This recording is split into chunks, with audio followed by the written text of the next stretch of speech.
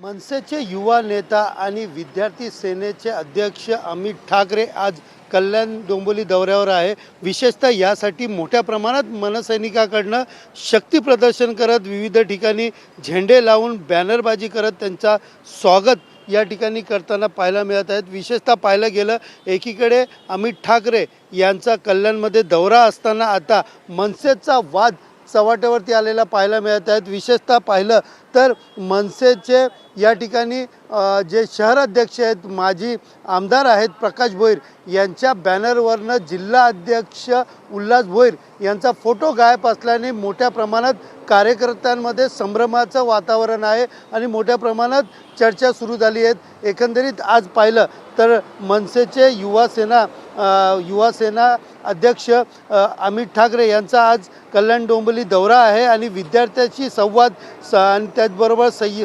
सदस्य नोंदणी आणि कॉलेज युनिटीचे उद्घाटन त्यांच्या हस्ते होणार आहेत आणि यासाठीच मनसेकडनं मोठ्या प्रमाणात मनसे पदाधिकारी व कार्यकर्त्यांकडनं शक्ती प्रदर्शन या ठिकाणी करताना पाहायला मिळत आहेत।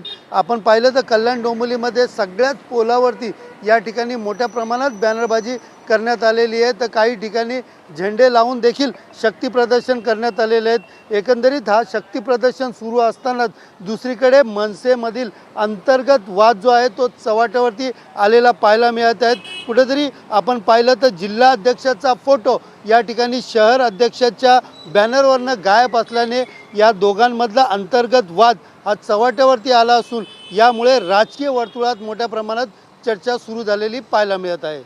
कॅमेरा पर्सन गणेश रहाटेसह सुनील जाधव, TV9 मराठी, कल्याण।